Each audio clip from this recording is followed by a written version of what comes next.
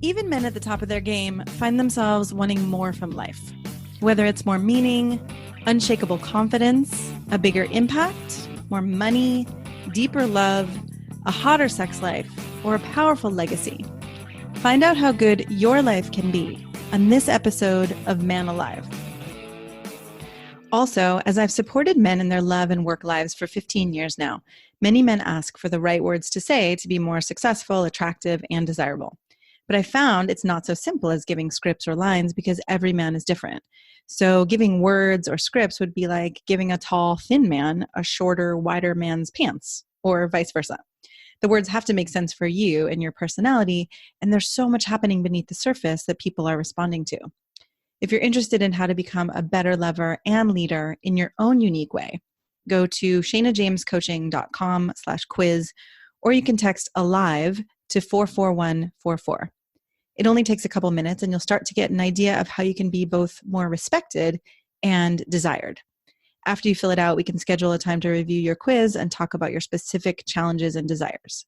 So again, go to either shanajamescoaching.com/quiz or text ALIVE to 44144. That's ALIVE to 44144. Enjoy this episode of Man Alive. Hello, and welcome to this episode of Man Alive. I am your host, Shana James, and I'm excited to be here today to talk about a really important topic that is near and dear to my heart, which is vulnerability and tears and crying and the importance of it and the struggles with it. And, it's something that is a very human aspect of ourselves and something that men have often been taught to repress or hide or, been shamed for, attacked for. So I have an amazing guest with me today, Dexter, who is a hip hop artist and spoken word artist and founder and creator of the How Men Cry movement. And I'm so excited that you're here today and so grateful to know that you're supporting men with vulnerability and with tears. Yeah, thank you so much for the intro and the warm welcome, and happy to be here. Yeah. So give us a little story, a little sense of how did you come to this? How did you start this movement? Why did you start this movement? Yeah, so How Men Cry really was kind of formed out of me going through my own process of therapy and healing. Before I even knew what I was doing, I would take the difficult circumstances in my life and pour them into my art, whether that Yes. be, music or spoken word material. Of course, through some therapy, it became strikingly obvious that that's what I was doing. But Yeah.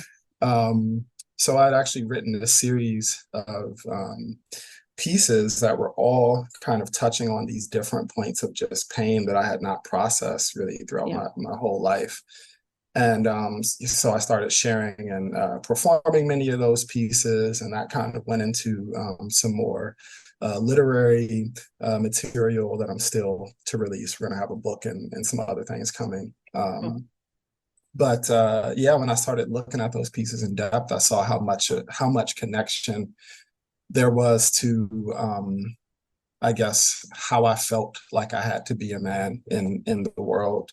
Yeah. And the more that I started to share that and see the response within the community, I realized that I had to do something more with it, and it's kind of grown legs since then and turned into this beautiful project where I get to work with guys. So. Yeah. Okay. Tell me what it's become, because I'm curious about that too. What does the project look like right now?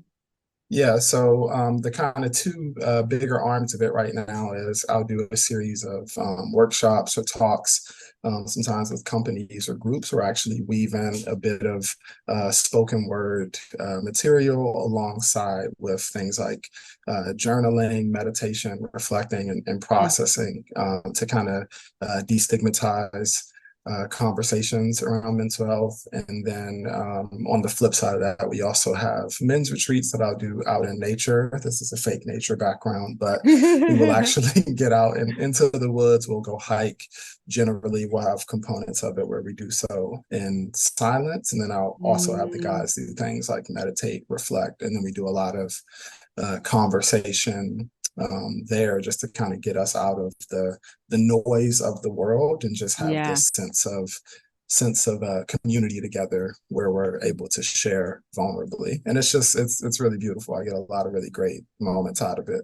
Yeah, I So imagine. I yeah. mean, taking men out of the normal world into nature, into silence, into uh the encouragement to self-reflect and the safety of, hey, we're destigmatizing, mental health issues as well as tears and emotions and, how we feel about things and what we struggle with is something that a lot of men don't get to experience.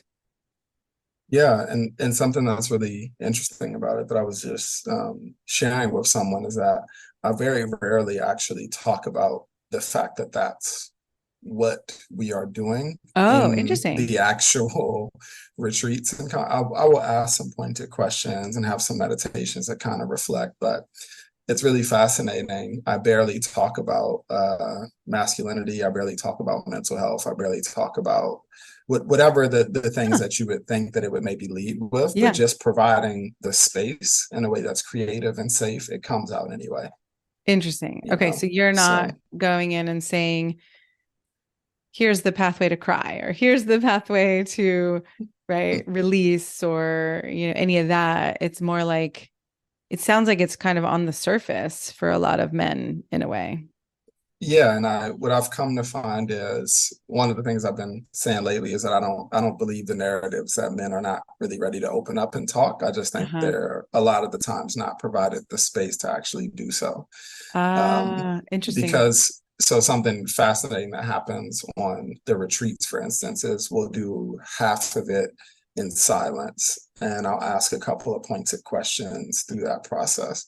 And then when you finally open up the floor, sometimes I'll actually open up by just letting everybody yell, which is just a really funny thing to Cool. watch. Yeah. And I'm sure we terrify the other random hikers that are walking around. Nice. Um, but once you break the the silence, if you will, the information just pours out of them, and you'd be Mm, surprised the types of depth that people will go. And I'm sure there is some idea from seeing what we do that there's some forethought, I'm sure, with the men where it's like, yeah, we're probably going to talk about these kind of topics, but I try to go with a more subtle approach and yeah. just provide the space and let it blossom. Amazing. So. And what are you finding? Like, what are men bringing that would be helpful for other men to hear, right? So they know they're not alone and might be surprising for people to hear as well. Hmm, really great question. Kind of within what you just said is just initially that feeling of not being alone. Mm, I think so often, and I deal with this even now, even with the work that I'm doing, even with all the looking into these topics that I look into, of this feeling of having to go at it alone. There's this strong attachment sometimes to I have to figure out what's going on internally alone. And arguably sometimes within society, there's not a lot of compassionate space for men to say, hey, I'm really struggling in this way. Like even in yeah. personal relationship, I've been shamed or put down or bullied or all types of things for Yeah. having, that actual combo. So there is there's something really magical about seeing a group of guys, like one of the last groups that I took. Um, we ended up finding a couple of snakes on the Mm, pathway, just nice. randomly going past. And Yeah. there's something just really magical about a group of grown guys in silence, like pointing at something and having these little, laugh moments, or just these small moments where you get to see them bond and kind of connect. And Uh, sometimes they'll carpool to come, to the retreats, and there's all this bonding that happens. And it's hard to put the finger on directly, but you can see the bond and these kind of walls coming down of like, hey, this is cool for me to do. And I continue group chats post the event and other stuff like that too, so there can be more of a network for guys to fall to. Yeah. So And does it seem like, do men bring things that they're struggling with and like talk about, this is what's going on for me? Something I might not share elsewhere, or is that part of what comes out? yeah, and I try to do a really good job. If I take any photos or videos or anything like that, I try to reassure them that the information that they share is not going to be Right. shared Not going to further, be used. and that tends to come out. But I mean, so I actually started doing some of this work doing podcasts. There's still some material out there on our YouTube channel, Yeah. but likening it to say like when you really give the space, that stuff it just pours out. Just Like pours out. Yeah. some of the material that I've heard, like this is public, so it's not Yeah. out of the context of the retreat. But there's been situations where guys are like, yeah, this person like died in my hands, and Mm. I haven't talked about it, Talked about it. Wow. since then. Or like, I just found out who my father was, and I actually Whew. found out that he passed away, and I'm 40 something years old, and I'll never Yeah. have a conversation with him. And again, that's within the public's, Yeah. Yeah. spheres. The Yeah. only Right. reason I know you're not I'm breaking sharing any that. confidentiality. Yeah. Yeah. Yeah. But the point being is like there are boulders like this that guys are walking around with Yes. sometimes. And and I've just hear the conversation after where it's just like, yeah, I haven't really talked about that, or oh man, I didn't even know that this is going on since that moment. And I'm just like, Yeah. this is deep. It's so deep and It's it's so heavy. I love the where you said the word the boulder, right? Because I was imagining, right, you're walking around with these heartaches and heaviness. And some men, I mhm, think, don't even have the context to understand why they're feeling depressed or anxious or out of sorts or lonely or right, just any of those things, awkward or not mhm, good enough. Like the context hasn't always been given to men of, well, yeah, yeah, you're going to feel these ways if you're holding on to things that you are not talking about, if you're experiencing pain or suffering that you're not talking about. And like that, yeah, that feels so powerful for men to be made aware of. Does that make sense? mhm. Yeah, and that was one of the things that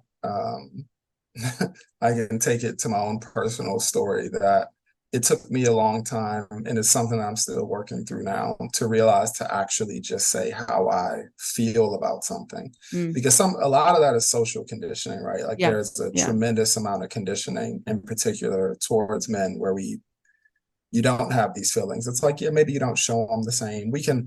I I don't even like to get into the debates of the nature versus nurture or all Yeah. these other Yeah. things. I'm like, there's a lot of data that points a lot of ways. But one thing we do know, Yeah. is that like suicide rates for men are super Are high. And these other, astronomical. Yeah. you know what I mean? And levels of depression, all these types of things. And so for my personal story, I just remember one of my good friends, after I was going through a breakup, she asked me, she goes, so how are you feeling? And basically, I just gave a series of life updates. I don't even remember the exact context, but Yeah. it's like, You're oh like, this yeah, is what's well, happening. yeah, it's like, or I don't know, we didn't have that much stuff together, so blah blah blah is fine, or this, and just all of these other things. And she let me finish the whole spewing, and then Whole she rant. goes, yeah, and then she goes, right. So how are you How are you feeling? feeling? So yeah, and so providing that space is definitely powerful for me and for others. I mean, I still it's a great reminder for me personally too. Yeah. Yeah, I think that's often what I do, as I'm working with men. If I ask them a question and there's a lot of mental activity, right? It's not like that's wrong. That's often the first Hmm. layer of what's happening for us. And then there's so much healing and power that happens in, all right, and, let's take it a little deeper. What's actually going on this level? And helping men actually feel themselves and listen to themselves and understand themselves beyond the thoughts about themselves. Yeah, Yeah, and sometimes the barrier, I think what's tricky and what I'm still navigating as well too is that sometimes that barrier can be very trauma focused or very trauma Mm, heavy. yep. And there's some data, I won't try to quote it directly because I don't have the stat on top of my head, but there was some data that points to the fact that guys may be more likely um, to go to community-based groups than they Hmm. are of a therapist, like right Yeah. out the gate. So Yeah. sometimes some of the information, that I'm receiving or that might be presented may be things that, maybe someone else would say, hey, that's what I would. So I've been working on improving my skill set, to be able to better field that information if Yep. it does happen. Um, but also just realizing how complicated uh, that barrier for trauma can be to even kind of break through or to kind of Mm, gently, break through, because that was something, to speak to my personal journey, that mm, it was difficult to even come to the place to say, hey, you know what? Like, I had some really messed up stuff happen yeah. in my life, and it Yeah. makes sense why my safety response was to build all of these walls out of protection, Yes. whatever it may be, and learn to like accept that and be okay with it, and Mm, take accountability for the action that's come in response to that, which is also tricky. But then also mourn for the self enough to say, hey, this is there's a lot of trauma there, so yeah. Yeah, yeah. that's inspiring. I have a lot of respect for that. And, I'm curious. Okay, so now that you know, all right, there's a lot of trauma, there's a lot of history. It makes total sense that I built these walls to Mm-hmm. protect myself. How do you, I think this would be really helpful for the men listening, right? Is like, how do you engage now in relationships and dynamics knowing, oh, I'm going to have a tendency to put up a wall or protect myself. And what I really want is to be connected. So I'm Yeah, curious about your ways of navigating that. I would definitely say slowly and compassionately, Mm, um, because, yeah, with just a lot of patience. Because mm, the thing that's tricky, to quote my therapist, my background is in STEM and like sciences. yeah. And he's like, you're not going to engineer your way Out of out this. of Yes. this, emotional bit of torment. And Yeah. it's also not directly linear, and it's Yeah. not so simple to sometimes see some of those blind spots. So I've had to, one, really try to learn a lot about how things present. So that's one thing, is I would definitely, if I was going to give concrete things to do, I would definitely say, to try to read more info on the topic of how trauma impacts us. I have a Mm, large reading list if anybody wants it. yeah. That's Um, great. and then when it comes to applying it to the self, like the self compassion part is huge enough to first acknowledge and say, this response is coming out of a place of hurt, and really Yeah. trying to work on consoling the self, Mm, first, before even addressing what the action is or other things. Is like, hey, I had to develop this at one moment, to feel potentially safe. yeah. Um, one of the things, to give a personal example, I um, struggle with stuttering really bad as a Mm, kid. Actually, it's something that still even bother, which is crazy because of how much public speaking I do now. yeah.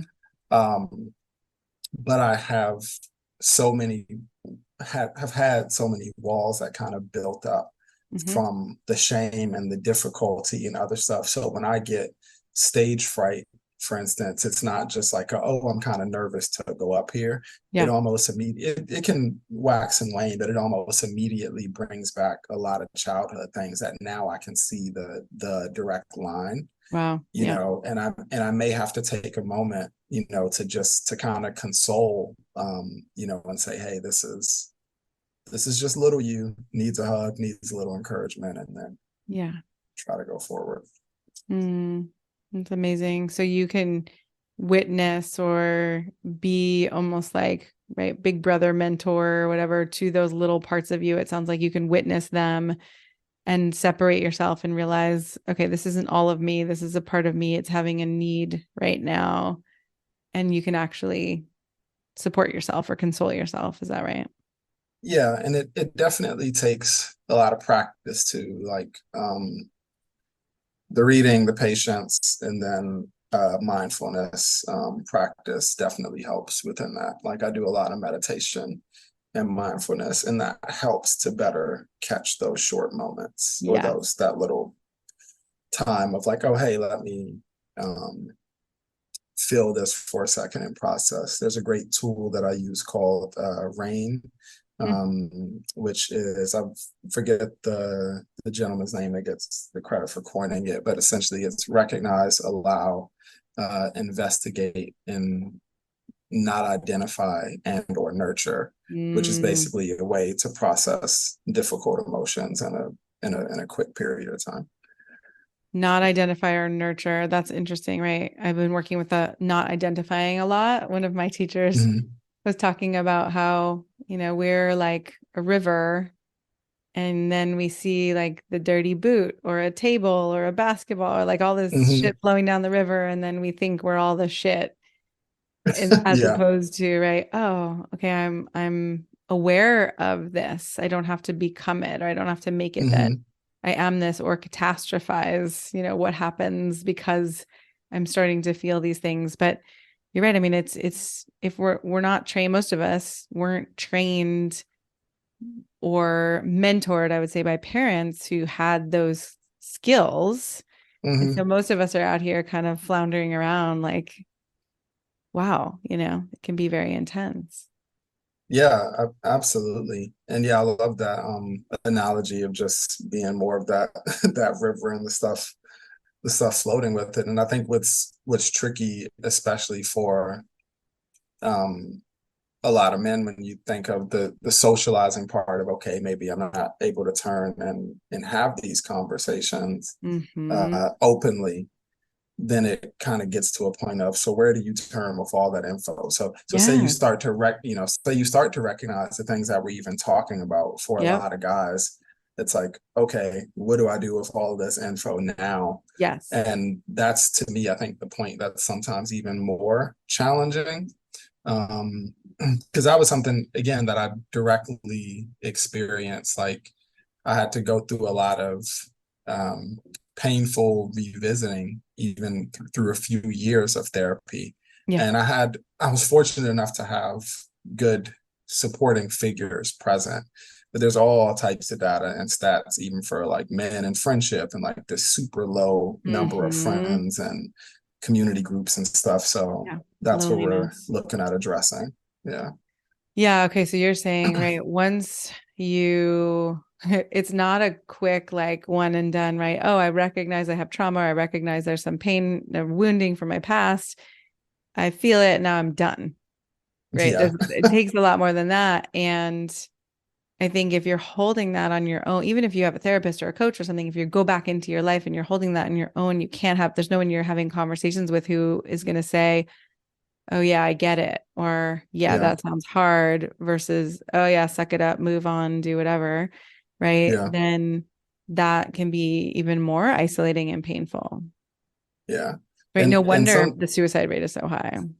Yeah, and or sometimes we may even dump it on like, our partners or something Right. where maybe there's some room for that and you can bond around it, but also if it's like overdone or if that's the only place that you turn, is that really healthier either? And that just adds to a whole nother bunch of dynamics. But yeah. Yeah. Yeah. Okay, so what would you say, to men listening? Any support or words of wisdom or I never like to use the word advice, but that Hmm. could fit in here, right? For a man who's starting to listen to this and realize like, okay, there are things that either I've not felt through, I've not, cried about, or I've not opened my heart to in a way, or now I'm starting to see them And wow, this is kind of intense, right? What suggestions do you give for men? Sure. So a couple of things that come to mind is if so the first thought is then that may be the time to invite or to bring in wanting to talk to someone like Yeah. a professional about some things. But I want to put a little asterisk on that because I can say, okay, go find a therapist or a community group or something like that, which um, sometimes can be a bit of a privilege, right? Because there Yeah. may be a long waiting list for therapists or Yeah. insurance may not cover it and Yeah. other things. So that's if the access is there, that Mm-hmm. is the suggestion, of course, is just try it out in terms of talking to someone. Yeah. You may have to kind of like date around with therapists to find your right fit, but it's Yeah. definitely worth it when you get a good one. Yeah. Secondly, community groups like some of the stuff that we're doing, but I see more and more of them popping up now. Mm-hmm. Um, I would say that would be the second suggestion is try to find some of those spaces, even if they're few and far between. A Mm-hmm. little pin that I would put in that is maybe that's even one that you can form or start. You got Mm. 2 or 3 buddies or something, or a couple of guys that you know that are even just a little bit close about talking about those things. It does not Mm-hmm. have to be overcomplicated to find a group to be vulnerable with. Um, but And that's what you would say is like to actually create a group to be vulnerable. That's the point of it. yeah, and it Yeah. doesn't even have to, you don't even, I may not even say that to somebody. I just may know, that one friend or those couple of buddies that I know I Mm-hmm. can really talk about anything with. Mm-hmm. And really you're just trying to take small steps on opening up. Yeah. But if the access to therapy and the socializing parts are challenging and difficult, one really, really, really great thing that I would suggest that is practically free to do is journal. Mm-hmm. I would try to utilize that as much as possible, and maybe journal, read it back, and kind of reflect a bit. And the reason why I say that is because journaling is a really great way for us to mirror what's going on internally, and also just have that outlet of expressing maybe some of what's difficult to put our finger on. Yeah. And you would be surprised what a nice long journaling session and a walk will do for your Mm. mental space. Wow. Amazing. So I don't think I asked you this in the beginning, but I'm curious if there's a like a mission statement or mm, right how you'd clarify the purpose of how men cry. yeah, so we're the easiest way to say is we're aiming to change narratives around men's mental health and vulnerability and destigmatize mental health conversations as Mm. much as possible. But I'm kind of fine tuning As you some go. of the direction of things, yeah, Yeah. because it's it is a tricky space to be in. Like I'm kicking myself because I know I can start a way more simple project. There's something more simple that I'm out there. I keep picking all these difficult things to do. Complicated, yes. I'm like, why don't you just like, I don't know, like baking cookies or something? Like, why is Right. that not the business that just drives me? No. But No, it's not because you have a deep soul, a deep heart, right? A mission here. yeah, but I'm just I'm finding more and more and doing similar work, which is great, and Hmm. starting to have more of a network of guys because uh it is a tricky space to be in, and there's Hmm. not a whole lot of us. It's more, but it's not like a whole lot, Yeah. and it it leaves for some creativity, which is great of how you can structure things, and then there's also this kind of intrinsic, I think, ironically, vulnerability that goes with, hey, I'm going to try to do something like this. Yes, there Because there's is. not as much mentorship for like, hey, how do I go start a men's mental health focused group? Yeah. It's you know slim picking sometimes. Yeah. We'll have some So good, great men resources for you on that one. I'll give yeah, pass on. I'm starting to find them more, Yeah. which is great because Good. that helps to not feel us isolated. Yeah. Yeah. Yeah, that's And to important. just have guys to vent to. Sorry, go ahead. Yeah. Yeah, no, that's just important, right? That you don't become isolated in your mission to support men to be connected. Hmm. Yeah, Yeah. cool. Is there anything else you want men to know or anything else that you, besides where to find you, we'll get to that. But yeah, anything else on your heart or on your mind? So one of the things to just for How Men Cry in particular that I do like to address is the how in the name, Yeah. because we're not really talking about physical tears directly. We're talking Mm. about all the different ways that we can cry out from unprocessed pain points and Wow. traumas. Yeah. Yeah, so it's not so just saying there may be ways that we can be crying without it directly being physical tears. It can Wow. be, issues with substances, depression, self-harm, seeking for sex, seeking for just all these other different things that we can sometimes cling to. And that's what I started to envision for me personally as crying out opposed to really processing what was going on. So Wow. in case the name scares you, it's not. It's great if we get together and hang out and cry together, but generally the conversations can look a little different That's a because of great, that how. Yeah. yeah. Yeah. That's a great distinction, right? That crying or crying out is not just about those physical tears, but actually the ability to say what's real and to be honest and vulnerable about it. Yeah. Yeah. Right. And like making it safe for men to cry out for help as opposed to taking their own lives or living in the suffering of depression and anxiety and all of that. I mean, it's so important for our world and for men. Yeah, it really is, and I'm glad that there's a bit of a tide shift a lot of these Yeah. around a lot of these conversations, and that it's um, to me I have hope towards what this can look like for future generations of Yeah. men now that these conversations are more open. Yeah. So Awesome. Thank you. So, where can men find more of you and like who would be the ideal man to come to one of your workshops or your retreats? yeah, I'll handle the latter part first. Ideal man is pretty much any man.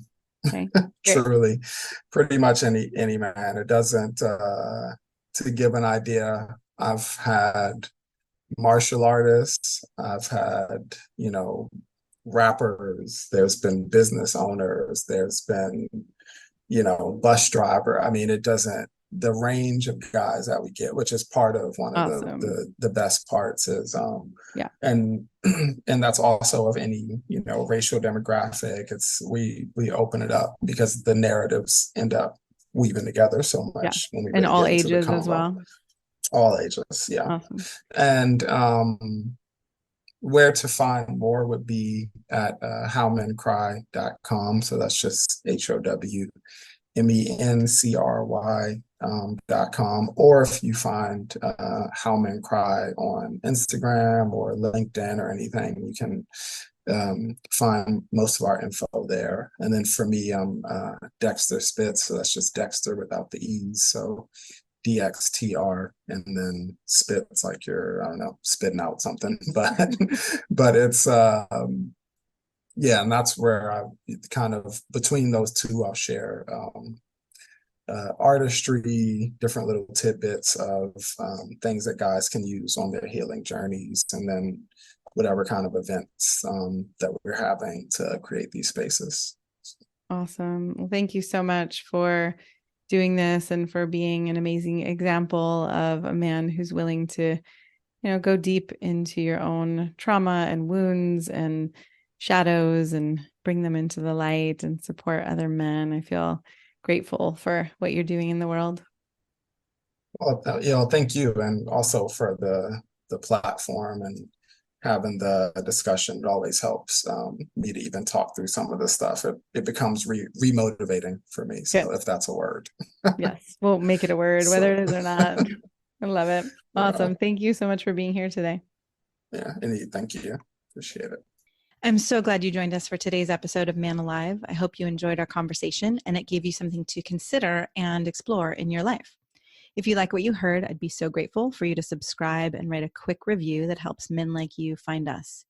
And again, head over to shanajamescoaching.com/quiz or text the word alive, ALIVE, to 44144 to get a sense of how you can become a better lover and leader. You'll start to see how you can be both more respected and desired in your unique and genuine way.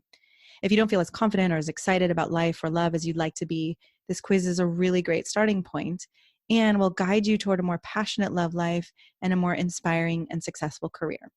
So again, text ALIVE, ALIVE, to 44144 or head over to shanajamescoaching.com/quiz. Join us each week for a new episode of Man Alive.